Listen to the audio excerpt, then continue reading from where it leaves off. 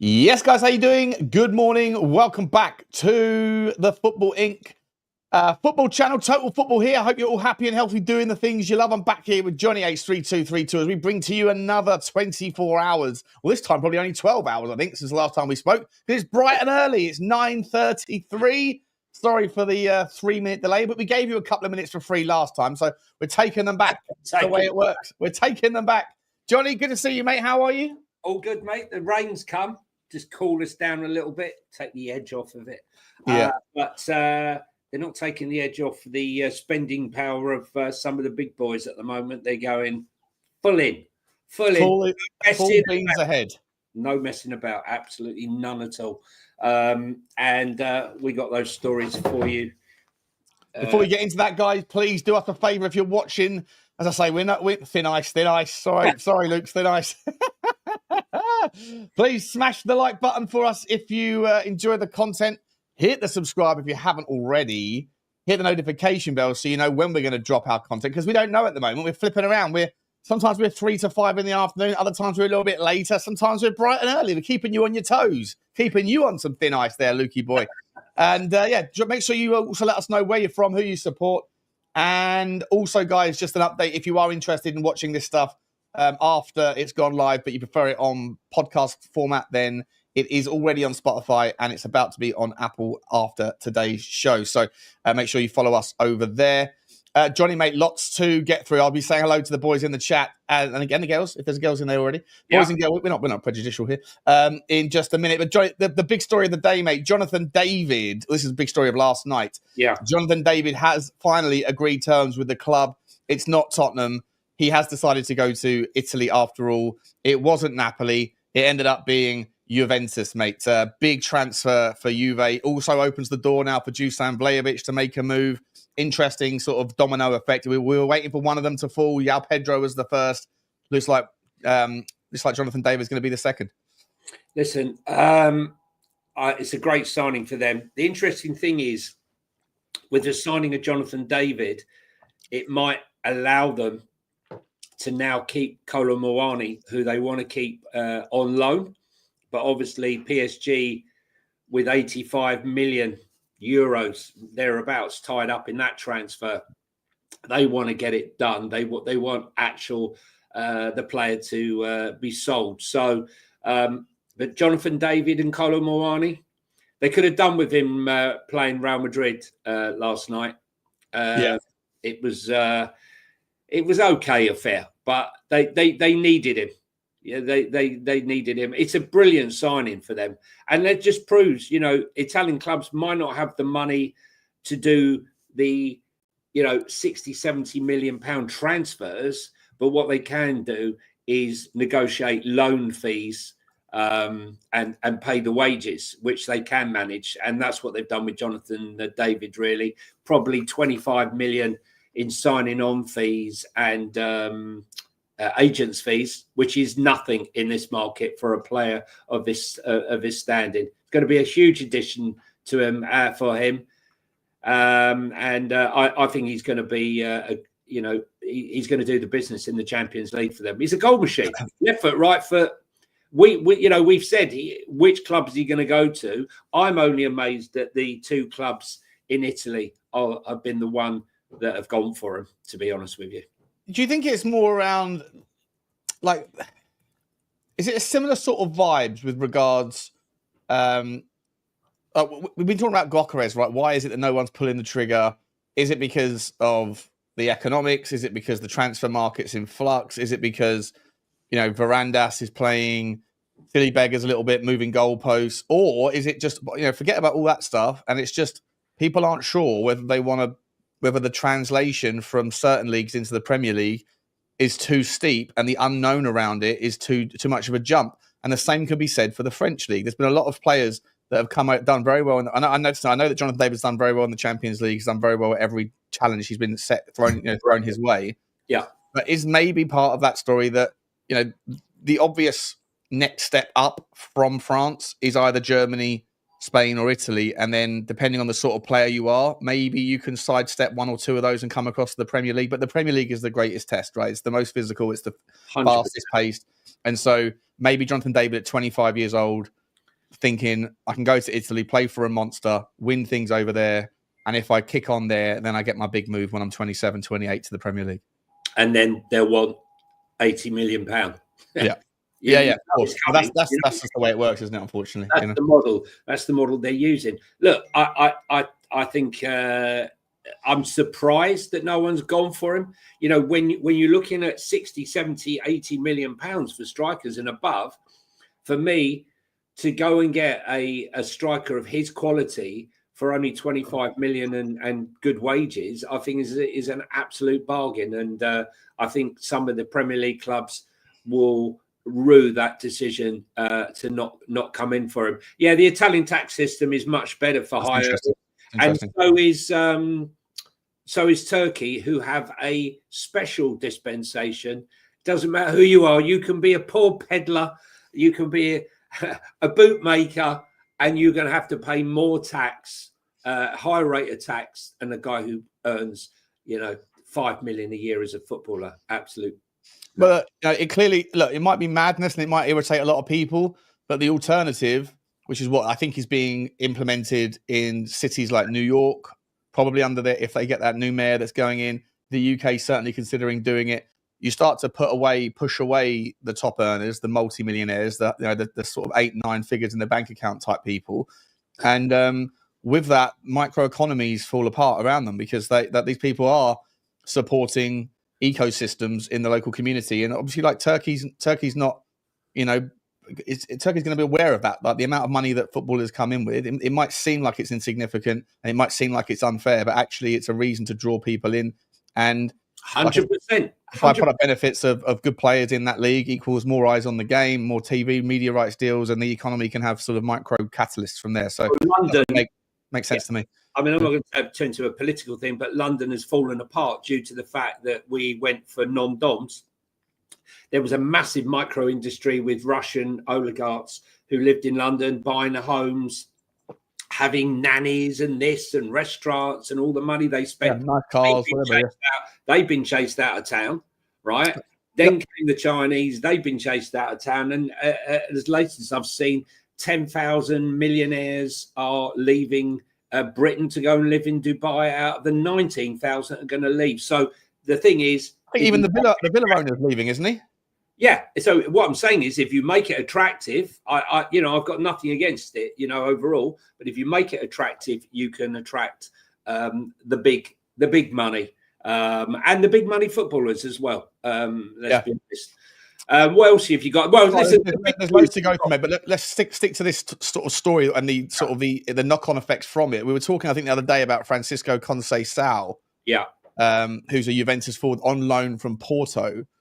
Now Juve do want to sign him, but I think the asking price isn't cheap, and they were saying, well, they were only going to sign him if the money was going to come down or if they didn't go in a different direction. Now Conceição's more of a right winger than he is like a forward, an out forward, like a Jonathan David is. So I just wonder now whether or not, one of Conceição or Dusan Vlahovic or Kolo Muani is going to have to be moved on, right? Either Kolo Muani is going to have to go back to PSG, he's going to sign, or Vlahovic will be sold. We spoke about before about the great fit for Nottingham Forest. If they do go and if they get rid of Chris Wood, Dusan Vlahovic would be an absolute ready-made replacement, probably better all-round footballer as well, but just a good fit for that kind of, heavy lump type of option. Or Conceição won't be triggered. The clause on Conceição won't be triggered. He'll go back to Porto and then probably come into another jurisdiction. In which Conceição for me is an absolute. He's a top guy, top baller. I think he's so exciting and interesting to watch. Be interesting to see him in the Premier League. What's your thoughts? I can't listen. I honestly watching the game last night. I cannot see them letting go of Kolo Muani. They'll be doing everything they can to keep hold of him. I just don't see it. I just don't see them letting him go. So I think it could be Conceição. Oh, listen, Vlahovic. I honestly think that Vlahovic will go. Yeah. He's on a huge contract there. Big wage. 250 a week, isn't it, or something? 250 a week. Yeah. So, and not a cheap fee. So, what are they looking for? 40, 50 million plus 250 grand a week. It's not a small contribution. Will Forest go for him? We shall see. We shall see. I think they've got the ambition to, haven't they? But I'm not sure if they can afford him necessarily. I think Forest have been, as we said before, don't forget they bought Igor Jesus from Botafogo as a striker. I don't think they're going to go for it. I think they're being way too clever with their acquisitions to go for a player like that, personally. Maybe they'll offload Douglas Luiz. I'd certainly like that down at Spurs. Seems like they made, this is what we were saying before, right? Like Tottenham fans want certain players, and then sometimes, like, I know this is not going to come out right, but sometimes overpriced players relative to their value are a bit of a benefit to teams like Tottenham if they wanted to, because they're filtering out people that have maybe a bigger draw for different reasons. Yeah. And like I say, with the Eze thing, as soon as I saw that contract was going to get paid in 3 installments, the transfer fee, I was like, that doesn't help Tottenham at all. That opens up the door to teams that don't have the same sort of financial situation as we do.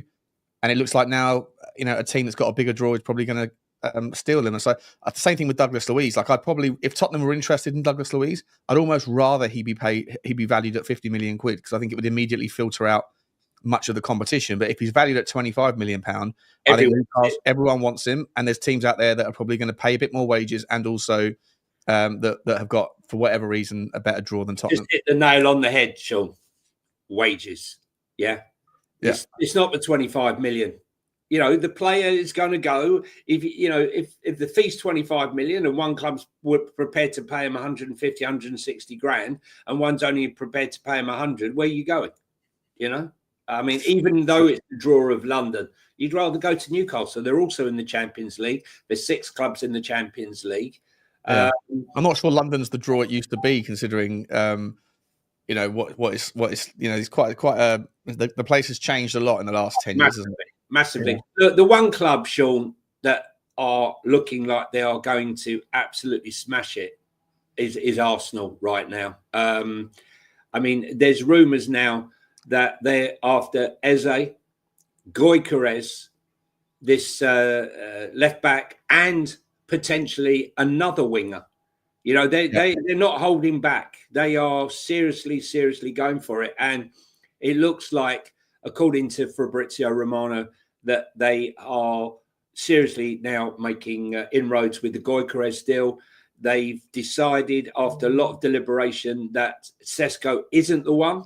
Whether or not they're using that still, I don't think so. We know Bertie's favourite was for Gyökeres, whereas Arteta was more into Sesko. The fans 100% wanted Gyökeres. I don't know. There's something odd about that whole one, mate. I can't put my finger on why it is, and I'm sure a lot of fans are thinking the same. Like, why is it that there's not a queue of clubs that are saying 75 million? If Pedro is worth 55 million pound, which is about 65 million euros, surely Gyökeres is worth 80 million euros. Surely the asking price, that whatever Varandas is asking for, that Gyökeres thinks is too much, surely that is still value based on the other precedents set in the market. But yet no one is lining up to bite their hand off. It's a very odd situation. Is it like, I don't know if you, I know you do watch NFL, right? Like the draft, when you have like, everyone's going, why isn't the guy gone number 1 in the draft? And the first team don't sign him, the second team don't sign him, the third team don't sign him, and suddenly it's like, is there something in the background about this guy that we don't know, but that certain teams do? That maybe he's got an injury, maybe he's a bit of a donut, maybe he's, I don't know. It's just odd. It just doesn't make sense to me that there's not a string of big teams lining up for a guy that scored 100 goals in 105 games. Whatever it is. Honestly, I mean, I want to make this Spurs centric, but as a Spurs fan, I'm thinking, let's link up Bergvall, Kulusevski, and Gyökeres. Last summer, right? The Viking spine. Yeah, the Viking spine, 100%. But everyone get Hugo Larsson or Morten Horman in the 6, and we're good to go. Yeah, last year you could have gotten for 50 million, less than Sawanki. I see my shirt. I see my shirt. And my son. A lot of attention. Morning, Kyle. My son's in. Is he? Yeah, and James. James, some shirt that is. Yeah, mate. Yeah. I bought out the fresh shirt this morning. I thought we'd try and take it up market. Not me. I'm black shirt every day. I gotta hide these titties from you people. You know. So, I mean, do you think Arsenal will sign Gyökeres or Sesko? Yeah. Zubamendi? Yeah. The left back who they're still negotiating with. Mascara and Norgard. It's not a bad window, is it? And Kepa, and they're still looking for another potential winger if they get rid of Martinelli. I mean, that is some window. That is some window. But they need it to be some window, mate, because look, like ultimately there's 3 teams that are in their own little race. Like you could make the argument that there's 5 groups of 4, if you like, and Chelsea are the 4th in there. But I think Chelsea are closer to the second group of 4, which is Newcastle, Villa, United, and Tottenham. I think you could. It's almost like a 3 and then a 5. Yeah. And so those 3 are in their own little race, and all of them have really improved. Right. So at the moment, the gap between everybody else and those guys is going to widen because there's nobody else that's doing the business that those 3 teams are doing. Like City have revolutionized their entire. They probably dropped their average age by about 6 years in the last couple of transfer windows. Arsenal are just trying to find that missing piece, but Liverpool obviously have just completely improved. They've reduced their average age. They've gone massive. If Liverpool go and get a Darwin Núñez replacement, I mean, it's going to be curtains. I think you could see a 100-point season from one of these teams. I'm actually surprised that Liverpool haven't gone for Gyökeres in the fact that they're trying to get rid of Darwin. And they'll probably release, what would you say is fair? 40 million for Darwin? Probably 40 million. They paid big bucks. So I reckon 40 million. Now it's been amortized. They could quite easily sell him for 40 million. I would have thought Gyökeres would have fitted beautifully in alongside Salah. The news is Johnny going to Soho tonight. No, not tonight. I'm at Wimbledon tomorrow, guys. So a show might be late tomorrow. Just giving you the heads up. It's going to be a later show tomorrow if Shawnee can fit it in. I think, look, the news out of Liverpool is that they've refused a deal for Luis Diaz from Bayern Munich and have stated he is not for sale at any price. Who's not for sale? Diaz. Oh, he's staying, is he, Luis Diaz? Yeah. They've refused the bid, a good bid from Bayern Munich. And they've said that he's a crucial part of their it was a crucial part of their title-winning charge last season with 13 goals. And the thing is with Diaz, I love a player like Diaz. He never stops, okay? He's aggressive. Yeah. He creates space for others. He draws players to him. And, players like Salah can exploit that space. He's a proper winger. He's a proper winger. He's just... Aaron Lennon on steroids kind of thing. Like, can drive at players. Yeah. I wanted to ask you this, though. But we're talking about Bayern Munich there. We're talking about Liverpool and Bayern Munich putting a bid for him. Obviously, Bayern Munich are interested. Let's roll off the names we've listed. So they were interested in Eze. I'm not sure what's happening. No bid there. They were interested in Martinelli, but that would require, obviously, some other dominoes to fall. Yeah. Arsenal are interested in Eze. Bayern Munich are maybe interested in Rashford, but they actually aren't interested in Rashford. The stories are that Rashford was offered to them. They didn't pick up the phone, so they don't want him. They were interested in Nico. Apparently, they've come back in. Have they? But Rashford is got his heart set on Barcelona. And Hansi Flick says he feels that his versatility will be perfect for Barcelona. But the issue there, wages, is money. Look, they can't buy Marcus Rashford. Simple as that, right? Now, they're trying to do a deal for Nico Williams. They don't have the 65 million that Athletic Bilbao want. So is Marcus Rashford the better option for them? No fee. Make Manchester United pay a large proportion of the wages and then take him. I said to you, I don't think anyone's going to buy Marcus Rashford.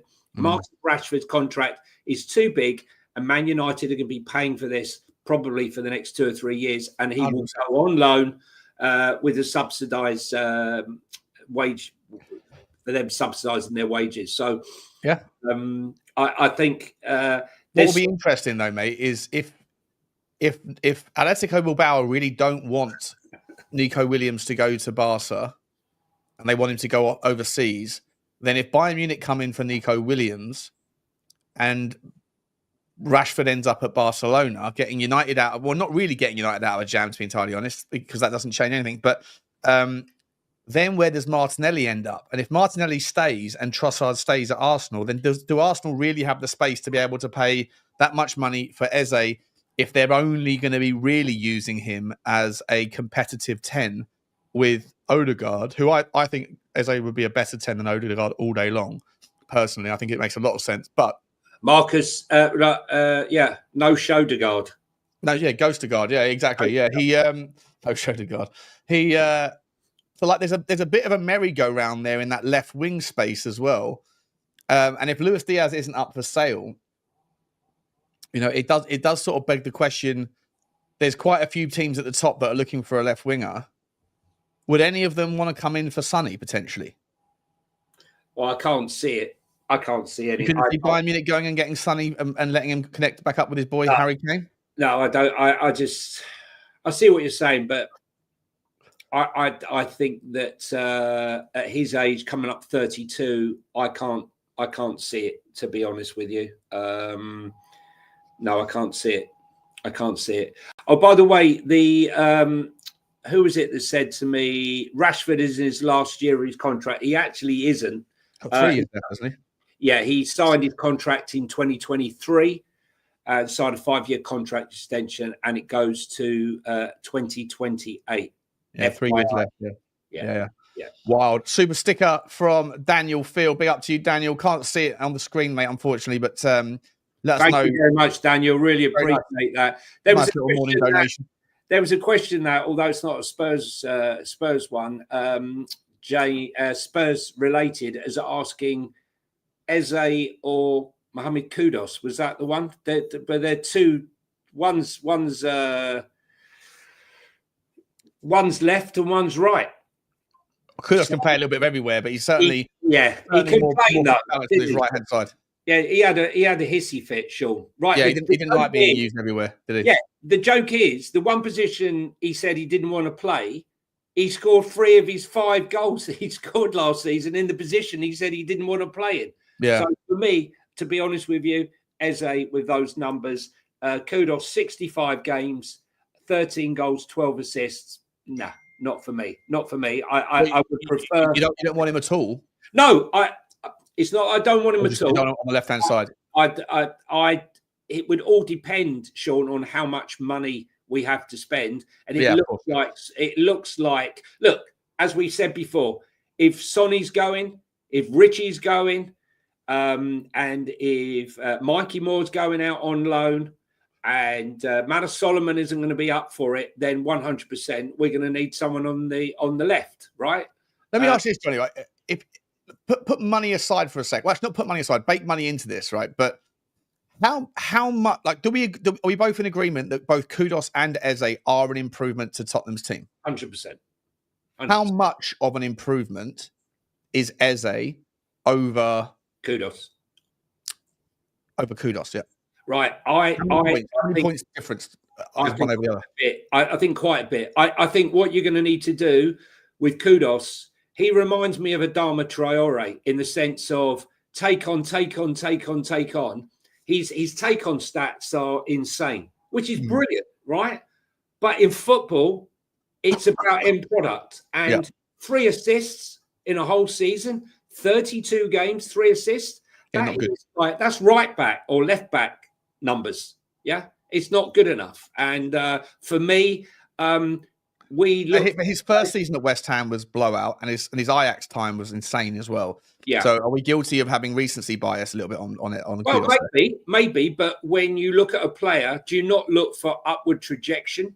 Yeah. Right? When you start to look for a player who's on the way up rather than a player that's on the way back down. Because you could have looked at someone like Grealish, for example, on his peak, and then he's come off, or Marcus Rashford, who's now come off. There's lots and lots of players, Jadon Sancho, for example, once they start to come off, do they go back up? That's the question. That's the question. That is the question. And you know what? Not knowing the answer to that is, I guess, where you have the stumbling block as a decision maker with the checkbook of how much is it going to cost, right? If you're paying similar money, by the way, if it's Eze or if Kudus, if it's essentially a £65 million transfer for both, I think I as much as I think that Kudus solves more problems as a positional fit than I think Eze does for our specific needs, in terms of what do you trust to get more from out of the output? It's Eze all day long. I think Eze is a good guy, a happy person. He'll work. He's not going to be trouble. There's none of that risk, and there's literally no decline to look at, really. All I ever said was I think that the trajectory of his rise has, like, it was doing this, and I think it went like that a little bit. But as soon as I said that, it suddenly look. Let's be honest, right? Both clubs, whilst at Arsenal at the moment are smashing it left, right, and centre, Spurs are doing nothing. Let's have both. If you've got ambition, Daniel Levy's made a statement. Okay, we want to win the Champions League. We want to win the Premier League. You ain't doing it by buying kids and players for 5 million. A statement is you go and sign Kudus, and you're buying Eze. Then you're making a statement, and then everyone's happy. You know, Manchester United right now, they're moved into the new tax year now, and the rumor is that now that Ruben Amorim is going to have at least around £200 million to spend moving into this tax year. So what will that look like? Obviously, that might come out to be more if they can offset and get rid of the likes of Anthony. Casemiro's refusing to go. Højlund's going to be the one they're going to really struggle to move. You know, 72 million euro buy. You know, he just has not worked out. Inter Milan said they've got no interest at all in taking him, which has really scuppered United because they really thought that maybe he could get out there. Yep. Let's see, what else have we got there? Yeah, I've got a story here. It's an interesting one.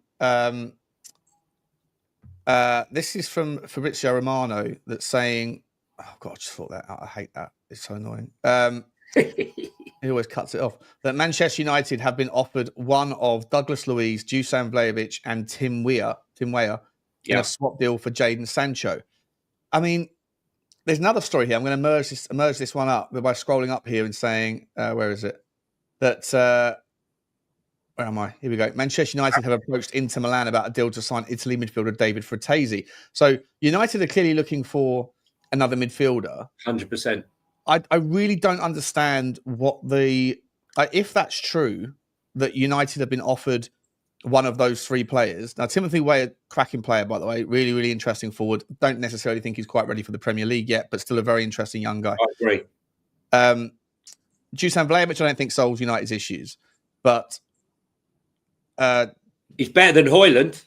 He's definitely better than Højlund. He's definitely better than Xerxes as well, 100%. But I don't think it's the sort of player, the profile that they probably want. And his big wages as well. Are they walking out of the frying pan into the fire sort of thing with a player that hasn't really improved? And so are they going to get stuck on a big wage for a long time with him in the Premier League that he hasn't? If he didn't really do it at the top level in Juve, is he going to do it in the Premier League? Well, I don't think so, but could easily be wrong.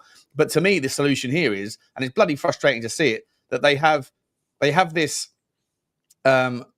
option to get rid of Jadon Sancho, and the whole reason they want to get rid of Jadon Sancho is to get some money back in to spend. But if the reason to get the money is to spend it on a player that they want, and they've been offered a player that they want anyway in Polinia, then sorry, not Polinia, in Douglas Luiz, Douglas Luiz, sorry. Then why wouldn't they just accept that straight away? Get Jadon Sancho out, right? Let them take that bad apple. Why do you need Douglas Luiz, right? I don't understand why United would need Douglas Luiz when you've got Kobe Mainoo, right, and you've got Ugarte, right? I mean, listen, I think Ugarte, Casemiro, I think they're looking for they're looking at David Fratesi, which David Fratesi is like a Douglas Luiz, but just slightly more defensive. Like he's Well, will Man United try to get rid of Kobe Mainoo? Maybe they'll end up selling one of them rather than one of the players that we think that they will look to get rid of.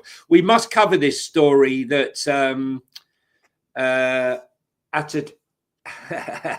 Atavacher on Wembley mentioned here about Sheffield Wednesday. I'll send you the article, Sean. Where's that Everton, Wembley? 10:03. Oh, that one. Okay, yeah. Yeah, this story here is absolutely insane. Jeez, just bringing on. Yeah, the manager has gone AWOL. He's not turned up for pre-season. He's not turning up for pre-season. 3/4 of the players haven't been paid, and the ownership is completely collapsing. Like the entire club is collapsing around them in the space of a couple of weeks. It's wild, isn't it? Yeah, the owners just abandoned the club. You can have it. Gone off you. Yeah, fit for purpose. Look, we talk about financing all the time. We should definitely do a deep dive on that one. Short on the piss already. No. No. Not at 9:30 in the morning. I've got to take the dog out. I'll take the dog to the vet again. This dog is costing me so much money. She did something yesterday. I tried to take the dog out for a walk, tried to set out my camera, threw the ball behind me, and then by the time she's come back, she's got her paw in the air, and she wouldn't let me touch it. I think she's twisted her ankle or something. So it's a nightmare. It's interesting what you say about Kobe Mainu, isn't it? You know, a star rises. You know, the furore, the trumpet fanfare for Kobe Mainu when he arrived as like an 18-year-old kid in a Man United team, and the stars rising. He's going all the way to the top, Sean. Now all of a sudden he's surplus to requirements. He's too slow. You know, we build them up and then we knock them down so quickly. Unbelievable. Australians have got a phrase for that called tall poppy syndrome. Yeah. Whenever like Leighton Hewitt went through it, I think Shane Warne went through it, I think Brett Lee went through it. As soon as they get one of their own and they start to have like a rise to fame, even if they don't do anything wrong, but especially if they get a little bit cocky, then the entire Australian media and then by proxy of that, the population basically call the guy an absolute donut and they break him down. It's almost like the army, you know, when you take a bad apple into the army and then they break you and then they build you back up in a better form of yourself. I feel like it happens everywhere. Probably just there's not a name for it over here, but yeah. Kobe Mainu is he's another player that doesn't seem wanted. It's an interesting one though. Like I still don't know. People saying that Man United definitely need another midfielder. Where exactly is that midfielder going to fit in a back three model where you have, you know, it's like a 3-4-3. You're going to need one guy to anchor the midfield, which you have in Casemiro or Ugarte, and then you're going to need to have one guy that sits there and does the kind of more creative end of the double pivot. Haven't they already got that in their midfield already? Like, I mean, if they are going to go and get it, is Fratesi the guy, and is Douglas Luiz the guy to do that? I don't think they are. Sean, they need to get rid of players, mate. It's as simple as that. They have, I mean, obviously they're not in Chelsea's level. If anyone's watched the latest Paddy Power video, go and watch it. Absolute class about how many players Chelsea have got. Where they're storing them all. But Manchester United have a shed load of overpaid and underplayed players that they need to get off their books. And it doesn't make sense to me with Ugarte and some of the others they've got in there that aren't going to get a game. So at least they managed to keep Ahmad in the team because he's doing very well. I see Newcastle are exploring a move for Marseille centre-back Leonardo Bellardi. Yeah. The good player, mate. But like I say, dude, this French football thing is going to roll on and on and on, mate. You know, we all have to start speaking French, I think, to be able to get some proper insights out of that. No, we're not going to start doing. We had a go at our African yesterday, and now we're going to go. We don't prejudice any accents here. I was talking to Tom Jones earlier. I was.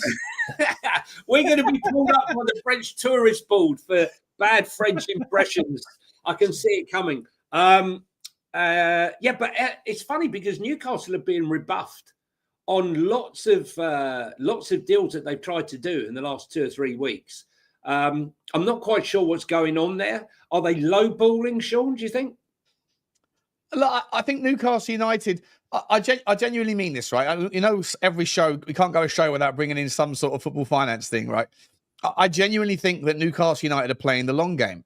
I genuinely think that Newcastle United are aware of the fact that all these other clubs around them are participating in shenanigans with selling left arm to right arm and all that stuff. Tom Jones is not Scottish. Not Scottish. It's not Scottish. You're going to get an accent a day on this channel for sure. Up on the hill. Where you been? I've been up on the hill and down in the valley with Gwyneth. I have. Right. I think that Saudi are sort of playing the long game to the point where they don't have. Oh dear. Nice 350 people in for a morning banter session, a morning roasting of Johnny's shirt. Yeah, banter in the morning, guys. If you're in the chat, come on, guys. Don't be Daniel Levy, man. Hit that flipping like button. There he is. Give it a press. Smash the granny out of it. Squeeze it. That's a pat on that. Can you smash the granny this time in the morning? Sure, I know you smash would. The granny anytime you like, boy. My name's Tom Jones. I can smash any day, my man. He probably is smashing a granny right now. He's about 85. Yeah, 100%. He was playing Sex Bomb, but his hip went as he was doing it. Hip gone. Oh, my hip's gone. Someone turn my pacemaker on. Very good. Let me. Morning, Asian. Morning, everybody. As I said, hit that like button. Tell us where you're from if you're here for the first time. And if you are here for the first time, please hit the subscribe button, guys. We're growing. We're getting bigger. And all thanks to you for popping in and supporting us. We really, really appreciate it. Thank you. Sincerely, guys. The numbers are mad for such a small channel. 500-600 people a day tuning in.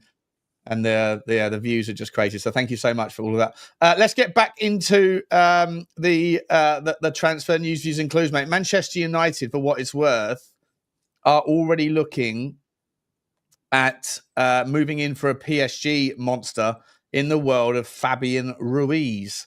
Apparently, PSG are desperate to keep hold of him. They've got Vitinha and is it Neves? Neves. Yeah, Ruben Neves. Is it Ruben Neves? Not Ruben Neves. No, João Neves. João Neves?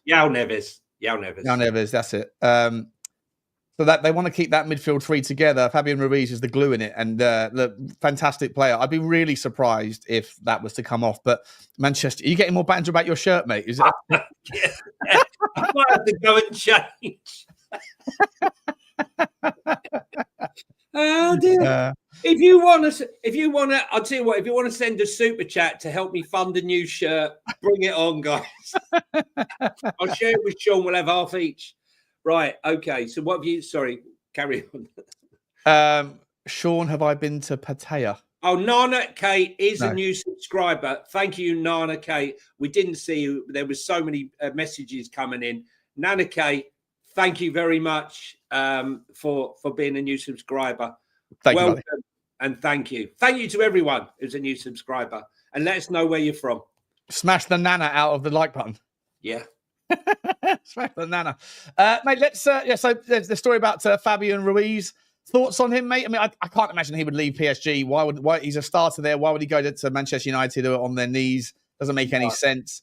Well, we did hear a story of PSG looking to come and get Zabani from Bournemouth, didn't we? Yeah. So I'm not sure whether that story still has legs. Don't forget, they're still out in America for the World Club Cup. So maybe that's a deal that, is just slightly on the back burner at the moment until they get back. But it's not stopping Chelsea. There's a story out from Matt Law right now saying that Chelsea want to have as many as 9 forwards in their squad next season. Oh dear. I didn't. Is Maresca just maybe forgotten about defending, or maybe just gonna? Look, he's got 3 100 million number 6s. I mean, that squad is just insane. By all rights, they should be walking away with the bloody title. Yeah, 100%. Interesting story breaking from Ebola. That Crystal Palace, isn't it? Sure. What's that? Ebola? Did you say? Yeah, you don't want to touch that journalist. No, you get sick real quick. Yeah. Crystal Palace have reached a £47 million agreement to sign Ousmane Diomande from Sporting. Very He's good player. potentially a replacement for Mark. He's not a potential replacement. He is a replacement, which means that the likelihood is that Mark Gahey's going to end up at Liverpool, as we've been talking about, right?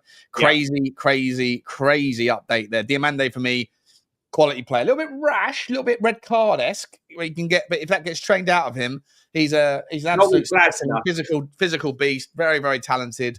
I would love to see him at Tottenham, but he's going down South London instead. I'm just looking at Steve D. Sorry.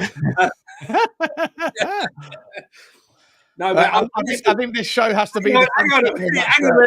I'm going to have to stand up and show that I am actually wearing trousers. But when I stand up and they see the trousers, they're not going to be happy with that either. Let's have a look. There you go, let me tell you something. I think Glasner is going to do a great job with him. Look, they sold Anderson last year for £35 million to Fulham, and they bought in Lacroix from Wolfsburg for only 18 million.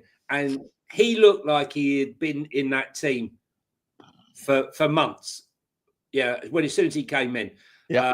So I think this is a very shrewd move by them. Bring him in, and look, the worst comes to the worst. If Gahey does hang out and stay there, they'll have three players. Don't forget they're going to be in the Europa League. As if UEFA let them in. They're trying to do that angle now, Sean, that Textor was involved in all club decisions and was running Crystal Palace. And what difference does that make? I don't understand that story. What difference? He was the owner. What does it matter? Because if he was running that club, Crystal Palace, and he's a shareholder come March. Oh, come March, the March thing, isn't it? Sorry, you explained this to me. They changed the rules, right? So he sold it to Woody of the New York Jets, who, let me tell you, in a poll, Crystal Palace fans, if you're out there, in a poll in the NFL, all the players are allowed to do an anonymous poll on everything from facilities to the owner to everything to do with their club. Woody was voted the worst owner in the worst owner in the league. So anyway, who Woody Johnson was? Woody Johnson. The point here is head of the Dallas Cowboys guy. No, the New York Jets. Yeah, I'm saying, but the Dallas Cowboys guy is also universally hated as well, isn't he? Yeah. He was number one. The point of this was that why they're saying that Crystal Palace might still not be able to take part, even though they sold it, is that the sell date was changed last year. Right. And who is in control of the club as of March 31st? And as of March 31st, Textor was still the sale only went through like in June, didn't it? That's right. Yeah. He was technically still owner. What his argument is that I had nothing to do with the day-to-day running or any decisions made by the club. Okay, it was done by Steve Parrott. Who's coming out and saying that's not the case? And others are saying that's not the case. How would others know that though? Well, people are trying to stitch him up, aren't they? Is this the Nottingham Forest guy again? I don't know, but he's probably behind it. But he's now having to present evidence to the UEFA board that he had nothing to do with any of the decisions made in the window, in the January window, and the previous window. It's an absolute farce, because if this was Inter Milan or this was all the others, they wouldn't be even discussing this. They're just being hold. Small club coming in, hasn't been in Europe. I think the last time they were in was for the Intertoto Cup or something. Yeah. And they're trying to ruin their day. Let them get in, let them get on with it, and let's stop. At the same time, like, sentiment to one side here, because it is a nice story, right? And we were all Palace fans on for that final, and it was brilliant, right? And I know obviously your boy made it extra special for you and everything. It was just a brilliant day for everyone around Crystal Palace, but But at the same time, the rules are the rules. Now, I know the rules don't seem to matter a jot when it comes to FFP and PSR. Your shirt is the star of the show, mate. All right, we've got Bugsy Malone, who's like the star of the show on the Spurs Talk Show. That shirt needs to be hung up. I'm actually going to get a picture of that shirt and overlay it in the middle of us forevermore. I do, mate. But the rules are the rules, and I want to see the rules being enforced. I want to see, accountability. I want to see transparency. I want to see the things that are currently taking place not taking place anymore. Unfortunately, it doesn't look like that will be the case with regards to finance. But if Palace are thrown out of the competition for rule breaking, then to be entirely honest, it's fair enough. Right, it's fair enough. Like, unfortunately, you can't have one owner with two teams in the same competition. The rules aren't worth a shit when you look at the likes of the RB situation, for example. So and Manchester City, right? Girona got to play in City. It's a disgrace. But I'd rather see the rules upheld than the rules just sidestepped all the time. The only thing I would say is that every time there seems to be a team that is punished by the rules, it always seems to be a smaller team, and the bigger teams always seem to get away with it. Chelsea get away with it. City get away with it. Barcelona get away with it. And then who got punished before? Forest, Everton, and maybe now Crystal Palace. It's not really.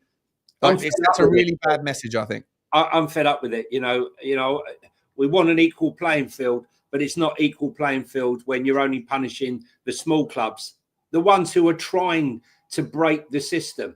Right. And the system is up against, it says here, Crystal Palace have provided evidence to UEFA aimed at proving once and for all that their co-owner, John Textor, played absolutely no role in the appointment of their manager, Oliver Glasner. They're going back to Glasner. That was last June. But they're asking for everything. It's absolutely ridiculous.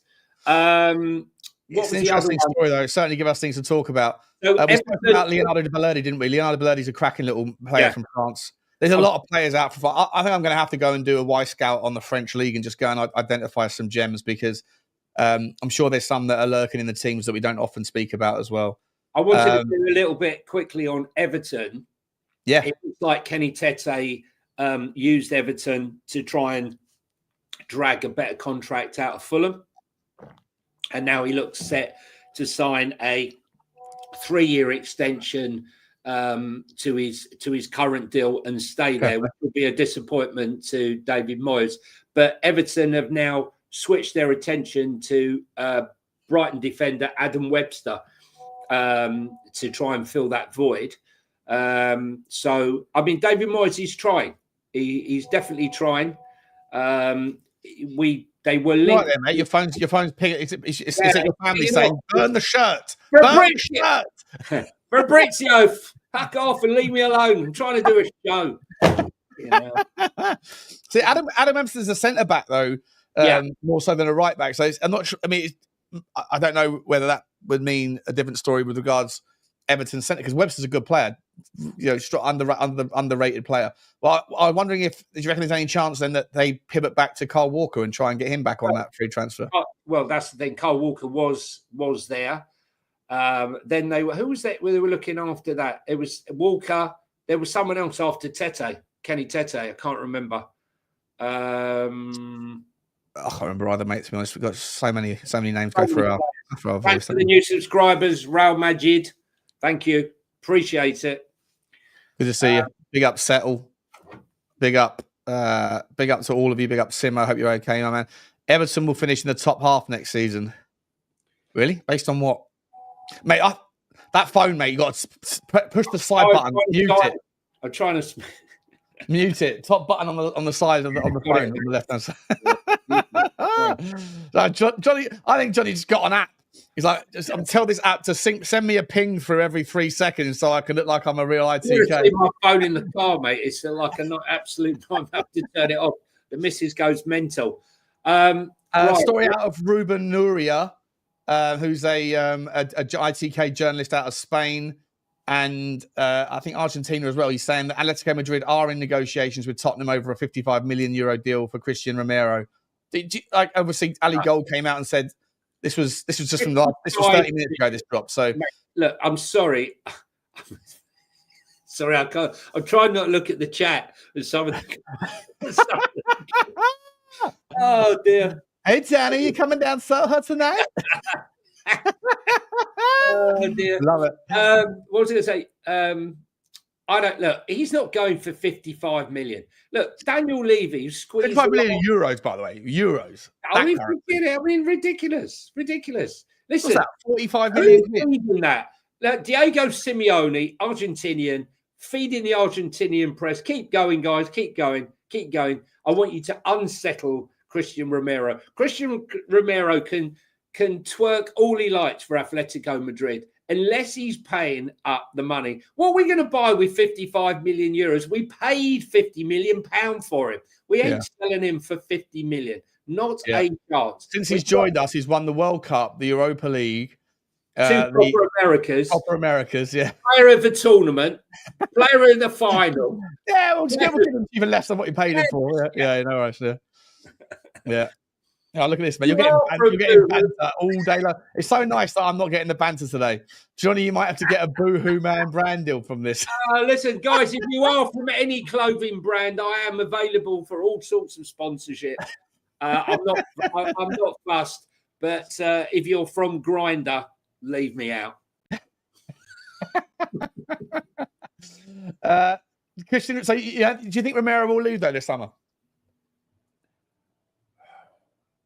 If someone pays the money, Sean, and the money is got to be 70 million pounds. Yeah. That's it. 70 million pounds. 70 million pounds, you reckon, yeah? Maguire went for 80 million. We had what's his name? Mate, honestly, you know, you got to pay the money. It's 2 years left of his contract. It's as simple as that. That's Summers. Oh dear. What else have you got there, Sean? Hit the like button, guys, if you're here for the first time, and if you like the shirt, if you're loving the shirt or hating the shirt, hit the button. I think we did this one yesterday. This is one that you brought to our attention. Leeds United have signed Wolfsburg defender Sebastian Bornau. Yeah, for a 4-year deal. Yeah, that's their second centre back that they bought in. Yeah, the guy was from Udinese.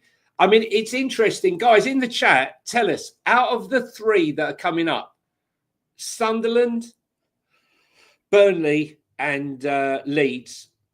How many of them do you think are going to stay up? And if so, who do you think will stay up? I'm going to go for Leeds to stay up and the other two to go back down. Burnley have been spending money, but not on players that most of us will know. We saw Scotty Parker. Yeah, I find Leeds only as well. We find Scotty Parker is very defensive minded. So James is on the mad one. I'm coming for you, mate. James is coming for you, Johnny. I think you're going to keep up with James. He's got more. Look, Wetherspoon's carpet. Unbelievable. I did want to ask you this question though, right? So you asked the question just now about teams coming up. Are they going to stay up? And I think both of us have maybe come to this conclusion in the last week or so that the teams that are coming up are they're giving it a good crack, right, with their window so far, at least trying to. Fair play to Sunderland for breaking the club record. I think Burnley are not going to be able to do quite as much. I think Burnley probably know their place in the pecking order, and they're probably going to have a go at it. But you know, players, but not. Maybe their scouting's been exceptionally good, Sean. Half the players that they've been linked with, I haven't heard of before, so maybe so. But I want to ask this one, mate. Aston Villa. Oh, this fucking overlay. Sorry, guys, it's so annoying. Yes, this boy. Aston Villa have signed striker Daniel Redmond, right? Speak him last night. You what? Sorry. What was that? How did you say his first name? Zipaquinho, I think his name is. Zipaquinho. Zepaquinho Redmond. He's been guys. He's no way he just did that off the bat. Go on. Oh, I've got no idea if that's how you pronounce it, but if you say something with confidence and it's something that most people aren't also going to know the answer, then you get away with it, right? But now I've had to explain my bullshit. Bullshit baffles brains, you know? Now everyone's going to go and type in Zepaquinho Redmond into Google and say, pronounce that for me. This is a player that Tottenham were linked. I remember doing a Y-Scout on him back in January. Tottenham were linked with him back in January for about 30 seconds. Yeah. His stats look horrendous. He doesn't look like a player to me that's ready. He's a young guy. 19, is he? Yeah, he's a teenager still. But he's highly rated as maybe the next up-and-comer. I just wonder, mate, whether Aston Villa's look, there's two schools of thought here, right? First and foremost, again, it's not hate of Aston Villa. We're just sort of trying to dissect the situation that they've got themselves in. They obviously massively overspent. As a consequence of the overspend, they got into the Champions League on some level, right? They created a team that was paid too much, got themselves in the Champions League. If it wasn't for the refereeing faux pas on the last game of the season, they'd have qualified 2 in a go. That means £170 million in revenue from the Champions League that had they not overspent, they probably would have been in the Europa League or the Conference League or whatever. So I don't know how you put a number on it, but say it's 100 million quid of revenue, maybe that they would have got had they not had that faux pas. With only one season in the Champions League, one season in the Europa League, and by the way, they're probably favourites to go and win the Europa League, depending on what squad they can put together. But It seems like things are catching up with them a little bit. Now, they're only going to get like a tiny fine, like €1 million fine, but they're still getting to participate in the tournaments that they have to some degree cheated to access, which I think is a ridiculous rule that you can still participate having broken the rules, and it's stupid. But either way, is it starting to catch up to Aston Villa? And that now that there's rumours that they have to sell, they're looking to sell Jacob Ramsey. I mean, don't get me wrong, he's a good player, but he's not worth 40 million quid in my mind. They might have to sell Ollie Watkins. They might have to sell a few other players, and they're replacing them with these sorts of players. Now, I don't know if Redmond is seen as like a one for the future, like with what Tottenham do and other teams do, or whether he's being brought in as a potential first-team squad choice. But if not, or if so, are Aston Villa, are the kind of chickens coming home to roost a little bit here? I mean, can they really sell Watkins? Can they really? I don't know if they can. Look, they were at 96%. Because the ownership were absolutely cast iron confident they were going to make the Champions League. And had it not been for a ridiculous VAR decision on the last day of the season, they'd be in the Champions League, and this conversation would be null and void because they would have been able to keep the Asensios, the Rashford. They've made it clear they're not interested in Rashford. Asensio is going to Turkey. I think maybe we've got to look into that as well. Everyone's going to Turkey, and get your teeth done, get your teeth in your hair done, stay for a contract. Yeah, Martinez looks like he's twerking for either Chelsea or Manchester United. Bailey's rumoured to be maybe going to Saudi. We're not seeing the influx of names coming back into the club, so it's going to be an interesting time for them. It's amazing actually that they haven't felt foul for any of the UEFA rules. With Villa, yeah, well, they're going to. They're about to. Well, all they're going to get is £1 million fine. Rap on the sheet. That's the whole point, right? Like that's my whole point. Like, people sit saying, Sean, you hate on Saudi. I was getting accused of being whatever, like the sort of Islamophobia term is when you just specifically hate on a country like Saudi. I was like, I don't hate on a country. I've got no problem with Saudi. I've got no problem with Saudi Arabians. I've got no problem with any of it. I'm literally just saying this is what's happening. And because I talk about it so much, people now are attaching some like anti this or anti that. I think it's important that we discuss these things because it is what it is. But Aston Villa, like the fact of the matter is that if them or Chelsea or whoever else, both Chelsea and them are probably going to fall foul of the UEFA 70% threshold. And if all you're going to get as a punishment for cheating to qualify in the tournament that pays you 70 million quid is £1 million fine, give or take, and then that's it. Sure, you still get to participate in the tournament. The whole thing is, it's such a simple rule. If you break the rules, you don't play. It's simple. But Sean, they're not even getting that. I mean, Villa will get probably £150,000, £200,000 fine, go to UEFA, which will pay for them to have a jolly somewhere. Yeah, pay for their caviar in the boardroom. Yeah, exactly. It's all it's all a fast. Oh, this is the geezer. This is the guy who was this is the guy who was calling me anti-Saudi yesterday. Yeah, oh, it's okay. It's okay. You're on thin ice, Romeo. You're on thin ice, my man. I'll block you. This is interesting. Thank you, Will, for this. Johnny, I've seen the article saying Donna Cullen's replacement has come in. A woman called Violet Myers. Google her. She's handled some pretty big things in her career. She hasn't handled mine. But Violet Myers. But yeah, interesting. I'd said to you, the board, look, I've said many times, well, since March, when no one else was talking about it, Will, I was saying that Charrington coming in was a major change for Spurs coming in for a financial investment. So let's see. I'm going to look up Violet Myers straight after the show. Is that not a joke based on the? It might be about my shirt. A shirt company. I think it might be about my shirt. If it is, I think it's your shirt's Violet and Myers is the shopping brand, mate. I think hang on. I think you're getting buried here. No, Violet Myers is a porn star. Brilliant, Will. Brilliant. That's why she's handled some really big things. Brilliant. Oh, that's amazing. Like the first time when I said she hadn't handled mine. I like the way that you were covering. You weren't sure if it was because it was so thinly veiled. Well, it was my. I'm going to have to protect myself from an absolute mudding here by saying she hasn't, just in case it turns out to be a goof. Yeah, nothing to do with the shirt. Okay. What else have we got here before I have to go and change my shirt? I think we're pretty much up to date with most of the transfer news this morning, mate. So I'll double check on Fabrizio's timeline, see what's going on there. What have we got? Bayern Munich, as I say, shock move for them. Man United hope to tie up a deal by the end of the week for Brian Mbeumo. 65 million plus add-ons. That's the one we said. We've done Webster. No, I don't think there's... Manchester City are trying to rival Liverpool for Salford's promising young striker, Will Wright. Look that one up. Yeah. Is Gary Neville still involved with Salford? I think he is, isn't he?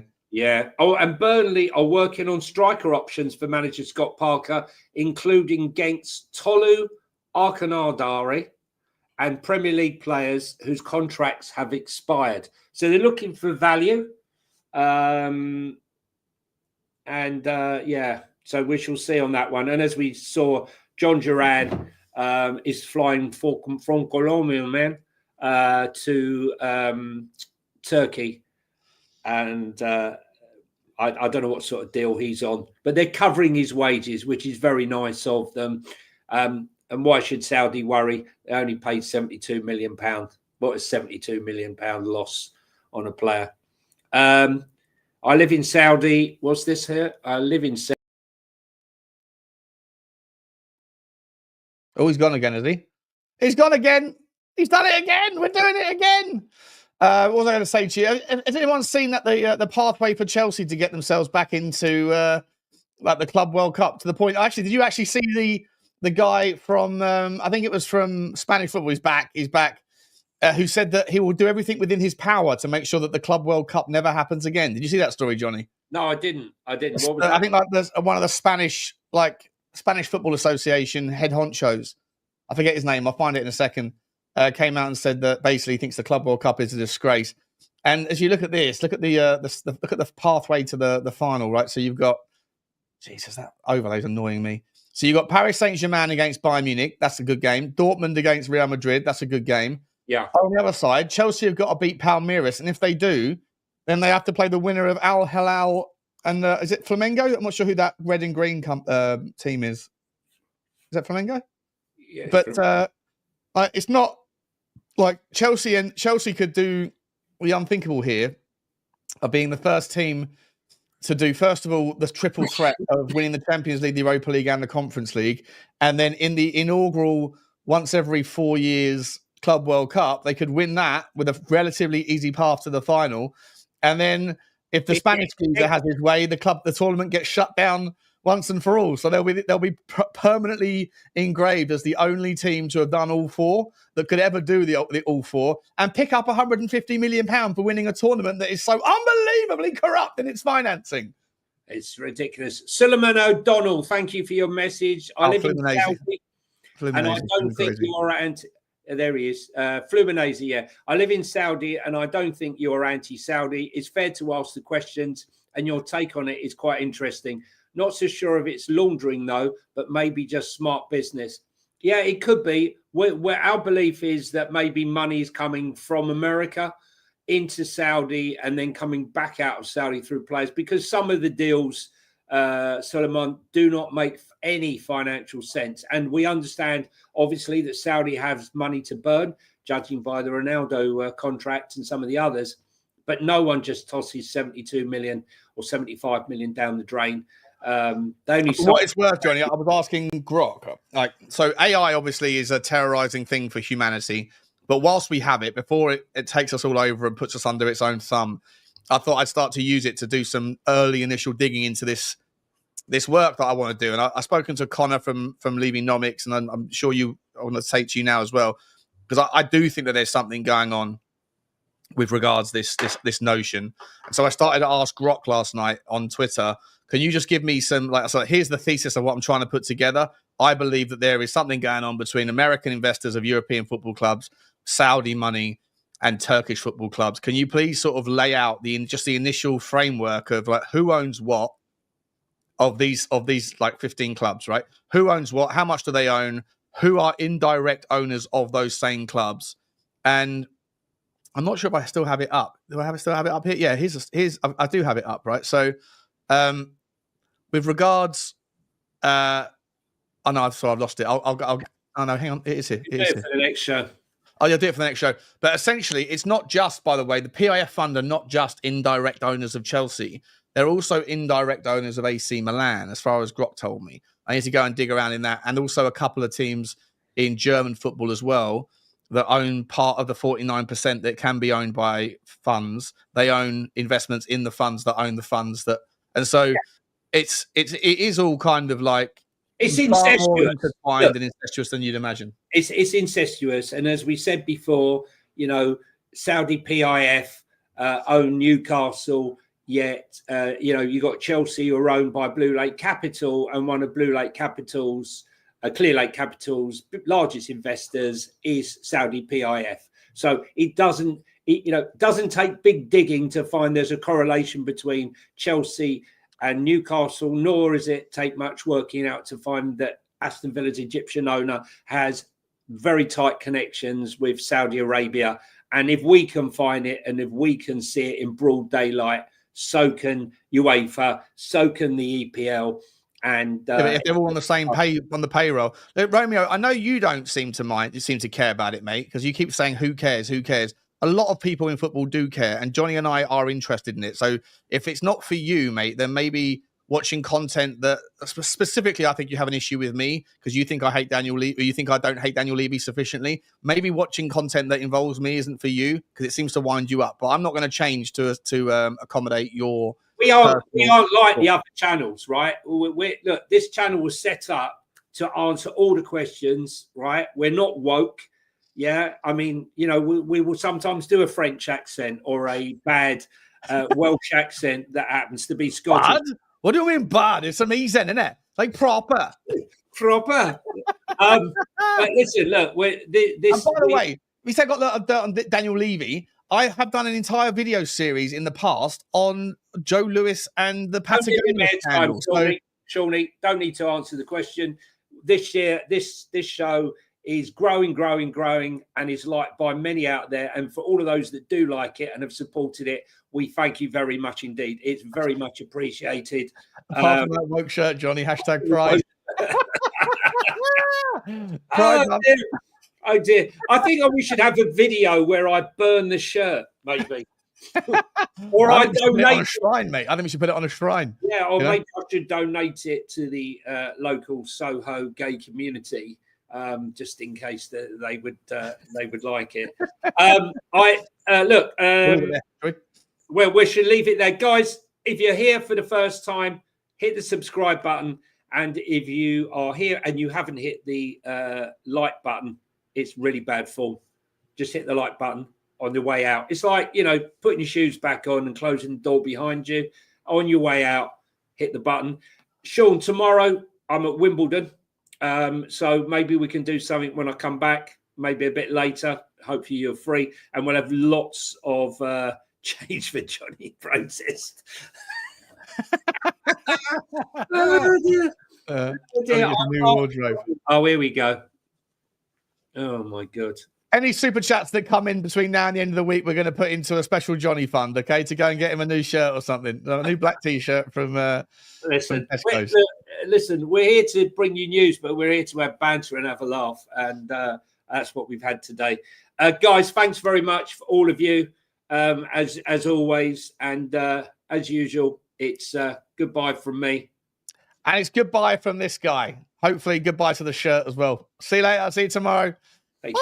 Bye.